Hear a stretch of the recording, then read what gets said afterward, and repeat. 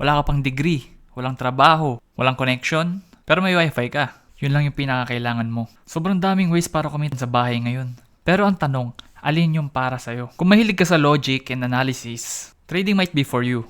Pero take note of this, high risk and high reward. Kaya kung di mo kaya i-manage yung emotions mo, be prepared. Kung may creative side ka naman, pwede ka sa video editing, sa graphics design, and or sa copywriting. And kung masasabi mo, teki ka naman and mahilig ka sa mga systems, automation and tools like Go High Level are super in demand. As in, kung mamaster mo yan, magiging unstoppable ka. Businesses will pay para lang mapasimple mo yung buhay nila.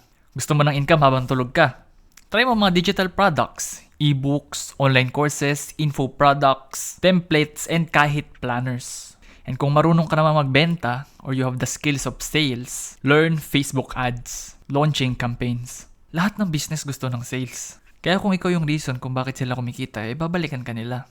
Walang one size fits all. Pero pag nahanap mo na yung skill na bagay sa'yo, doon nagsisimula yung freedom. Pero palagi mong tatandaan yung tip ko na to para sa'yo. Catch one rabbit at a time. Isa-isa lang muna. Okay?